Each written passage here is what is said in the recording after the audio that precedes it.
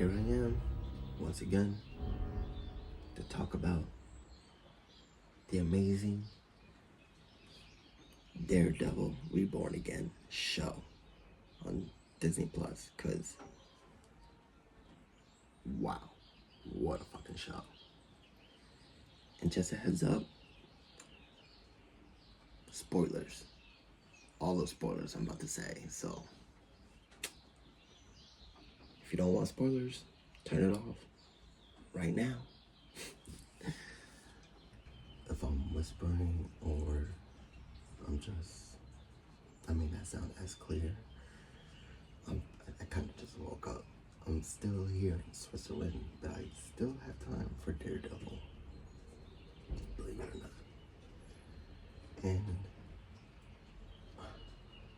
wow,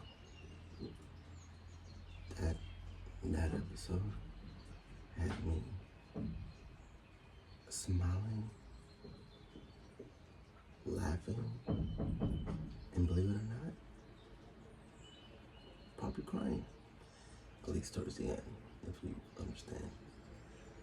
But oh my god, this episode was intense. So intense. I mean, alright, first of all, it's crazy how we don't have Daredevil in the suit yet. I thought maybe Daredevil would be back in the suit, but he's not. And honestly, I'm okay with that, because the courtroom scenes that Daredevil has is so intense. Like, like I never thought I'd be so interested in the courtroom drama shit, but apparently they hold up pretty well. And yeah, it's crazy that Daredevil or Matt Murdock is not really wearing a suit or anything like that. But first off, I want to say that the person who plays White Tiger, amazing actor, and rest in peace to that guy. I'm sorry, I don't know his real name, but he's the White Tiger, aka Hector, and he's an amazing actor. Rest in peace to him, because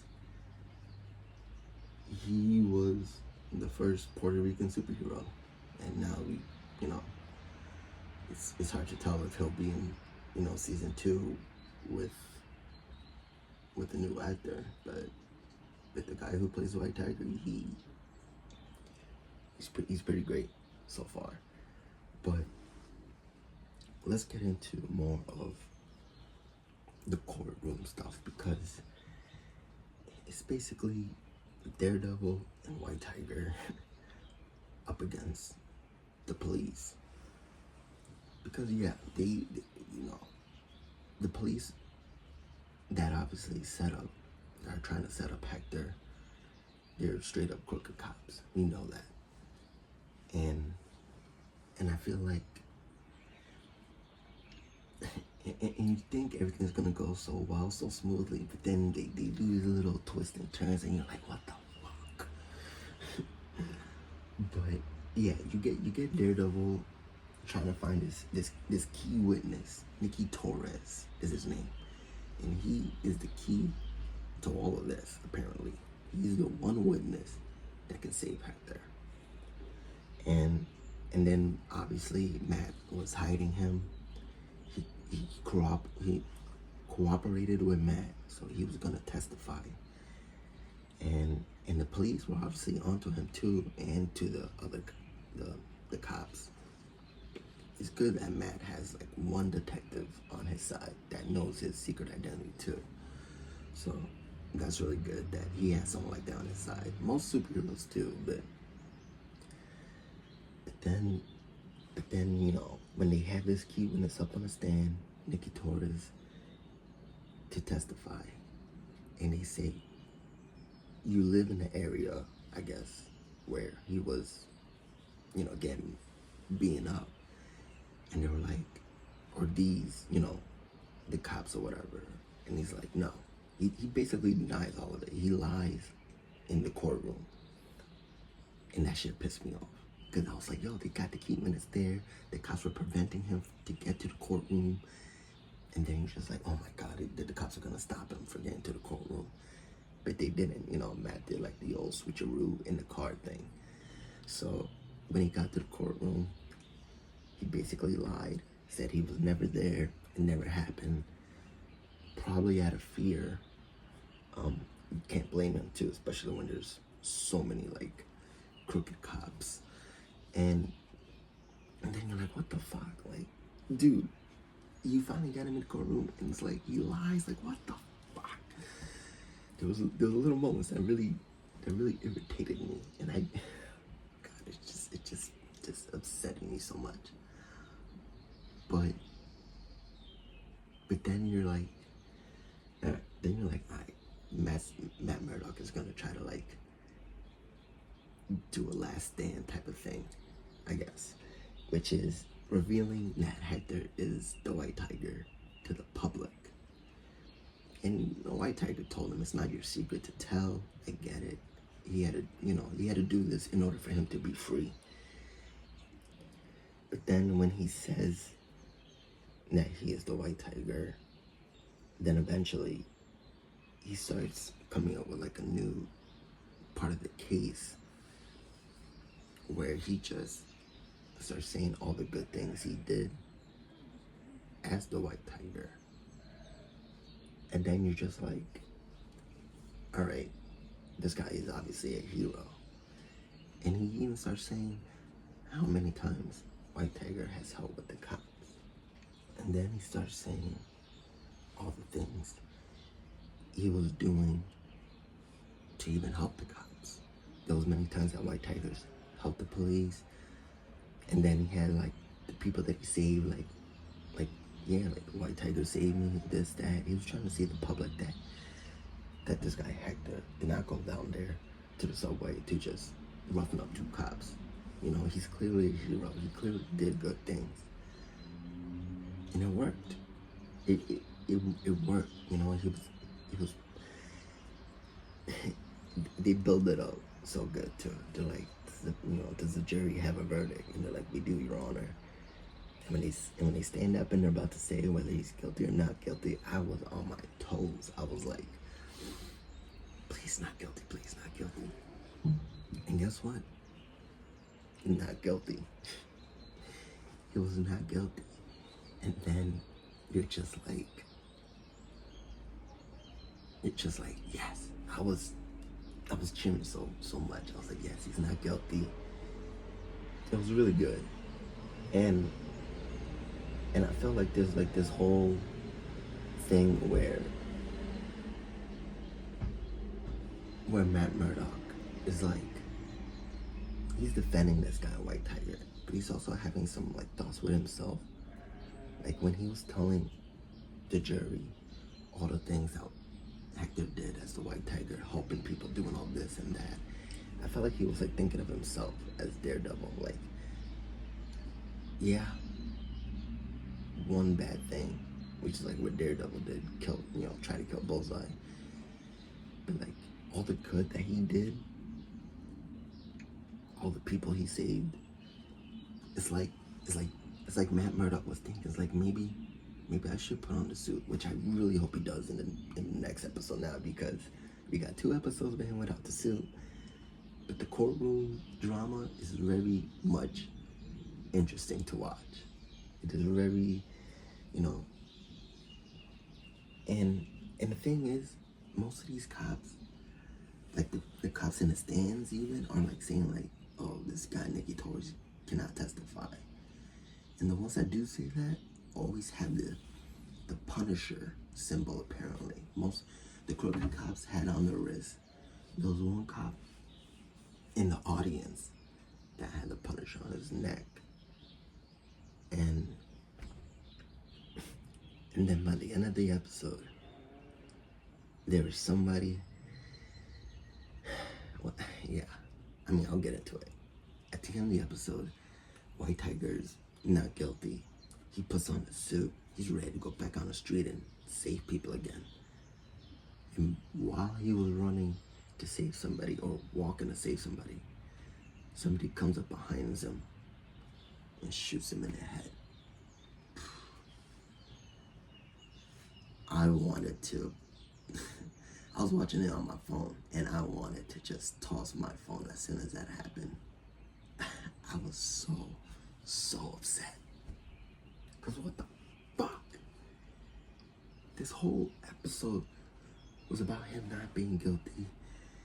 And then he's finally not guilty, and then you shoot him in the fucking head? Now, it may look like, well, it did look like he obviously got shot in the head. He dropped to the ground. But he also has this amulet. And now, I don't know much about White Tiger, but I feel like he's not just some regular dude wearing a suit like Daredevil, even though Daredevil has like super hearing, so he's technically, but White Tiger, he has this amulet, and I feel like that gives him strength, that gives him like some sort of like superpower maybe. So I have a theory that even though he got shot in the head, maybe the amulet would bring him back to life. Maybe only when he's not wearing the amulet that he could probably die. But if he's wearing the amulet, then maybe he'll come back to life. Now here's another theory. Because like I said, I think before, that the only White Tiger I'm familiar with is the one from the Ultimate Spider-Man. But it's a girl. And I thought it was like his daughter or something.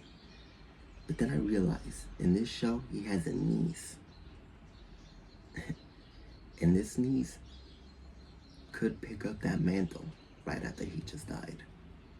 He probably, like, it's like we didn't get that much action with White Tiger, but if this is the case, if this is where they're going, then it's, he dies, she picks up the amulet, she puts on the suit, and then she becomes the White Tiger. I forgot her name, his niece's name. But it's possible. So either White Tiger, Hector, is not dead, he'll come back to life because of the amulet, or that mantle is gonna get passed down to his niece. Which would be interesting. And it's a new way to set up the more young Avengers. Not young Avengers, but the more younger superhero, you know, how they're coming up. So that could happen. And then you have this whole thing with, honestly, the Kingpin stuff in this episode wasn't that much appealing to me, but it's like you see, I guess there's like problems on the street with gangs fighting other gangs, and Kingpin's just like, let them kill each other. But then his wife, I guess, you know, his girl, Vanessa, she was the one that set up a meeting between two gangs to like come up with an agreement, and then obviously they sent their errand boy to, you know, and something threw me off where it was like, one of the guys was like, I don't answer to the Kingpin's errand boy. And then he's like, I don't work for the Kingpin, I work for the man. And then when you realize that Vanessa's the one that basically sent this guy, you're like, wait, is Vanessa the more bigger boss than Kingpin now? Is she become on the ruthless side? Who knows? But then again, you may also think that Kingpin is the person who sent out the hit on White Tiger. I don't know. Some of the stuff with the Kingpin is very, it's not grabbing that much of my attention because I want to see the real ruthless Kingpin. This one looks like he's just, I don't know. But the thing is, Kingpin was watching the TV when Hector was not guilty, and it looked like he was mad about that because he doesn't want these vigilantes out here. Now, the person who shot Hector, aka White Tiger, this dude clearly looks like the Punisher. He had, the jacket, the bulletproof vest with the big giant skull plastered on that shit. And yeah, you're thinking, Frank Castle. What the fuck, Frank Castle? Now, clearly they didn't show his face. And I'm thinking that maybe it's an imposter. It's not, I mean, clearly we see these cops with tattoo skulls on. So it's no, it's no mystery that maybe this Punisher is just some hired gunman. Now, if that's the case, it could have been by Kingpin, because he feels like maybe he could take off two vigilantes at once by killing one and blaming it on another vigilante, the Punisher. And I don't know what the Punisher has been doing all this time, and I don't know why most of these cops have the Punisher tattoos either, like as if he has his own gang. Or maybe most of these cops admire the Punisher for what he's doing, just killing straight up criminals, because he doesn't believe in the law, really. So there's that. But who knows if that's the case.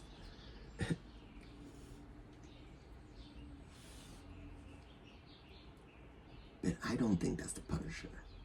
I really don't think that's the Punisher.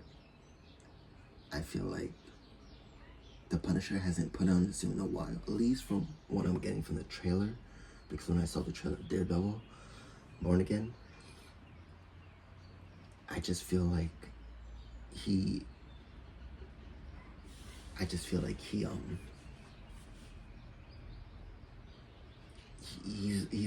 like retired, kind of. He had like scruffed up beard, long hair. I just feel like he doesn't really do the Punisher stuff. But he might get back in the game too. I hope so. I mean, I think he said like in an interview or something like that, that he's like, this is the Punisher we deserve. So maybe it was him. It doesn't make sense why the Punisher would kill Hector. It makes no sense. Because they really believe that Hector killed a fucking cop on purpose. Frank would do his investigation too, and he would know that these are probably crooked cops. But I don't know, because everything just seems to like not go the way it's supposed to. Like as soon as something's going good, it just gets worse. and it just, but it's also really good. It's it's bringing all the emotions out of me. I'm just like, damn, I love this show. And I have no idea what could happen in the next episode now, with how Matt Murdock is gonna handle it, how he's gonna deal with it. Maybe the death of Hector will make Matt Murdock become the Daredevil again. I don't know. I feel like there's not that much I could say about this episode, other than, yeah, he has more of the relationship date with he basically, he still hangs out with his new love interest, I guess. And it's pretty nice, the conversations they have. They mention Foggy, and Matt he loves to reminisce about him, I guess. You could tell he misses him a lot. But this show is so damn good. And believe me, I really, really hope we get Daredevil in the suit again. Or at least fighting the suit. I mean, him fighting without the suit is still just as badass. So, but this whole episode was just one giant courtroom drama. And it was just so good. It was, you hear the defendant speak, and then the opposing defendant, I guess. And it's very nice how they go back and forth, like the arguments that they throw with each other. So that's really good. And yeah, I mean, I still forget how many episodes they're gonna have total, but I'm looking forward to it. And next time I do this, I'll obviously be back in the States. Right now I'm in Switzerland, so and yeah, I had to wait till like 2 a.m. for that episode to drop, since we're like 5 hours ahead. But I really think, or at least I hope, that we get some real answers in the next episode about Punisher. I mean, I feel like the next episode leads up to like finding out, like, yeah, what the fuck is up with this Punisher stuff going on with people repping his cross, or not his cross, his symbol, the skull. And I feel like maybe that will make the Punisher step in. That he sees somebody trying to be like him wearing the skull. He sees these other cops wearing the skull tattoos, so maybe that's what pisses him off and makes him come back in the scene. And it sucks that Matt Murdock is blind, because he can't see these tattoos, these markings. That's not something a superhero could even help him with. So hopefully someone tells him that, like, yo, these cops, there's people out there wearing the skull, and maybe that will make Matt go to Punisher, try to find him, talk to him, be like, yo, what the fuck? Hopefully. But yeah, not much I can really say on this episode. This is a very short episode I'm doing, but it's just, it was all really courtroom stuff. That's why. And hopefully in the next episode there'll be a lot more to really dive in. So that would be nice. And I love hearing the stories of when White Tiger was saving all the people in the courtroom. Like, not the people in the courtroom, but the people in the courtroom that were saying that White Tiger did this for me, did that for me. The stories how he was saying how he helped the cops arrest people.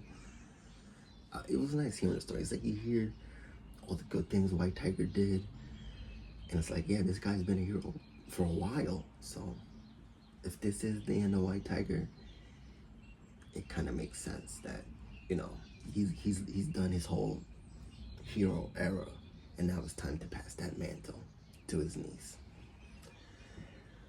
So yeah, I mean, that's all I could really say right now about this episode.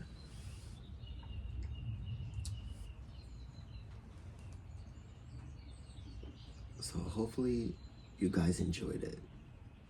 I'm just really enjoying this show, and yes, this is not a show you want to miss out on. But then again, if you're watching this video, then what the fuck? Because you should have been watching the Netflix. You should have been up to date if you're up at this part. So, but yeah, that's all I can say right now. Sorry, I'm not, because I would, and unfortunately I could have, but it's next time I definitely will. Hopefully you enjoyed this video. If you did, like it, and catch you next week.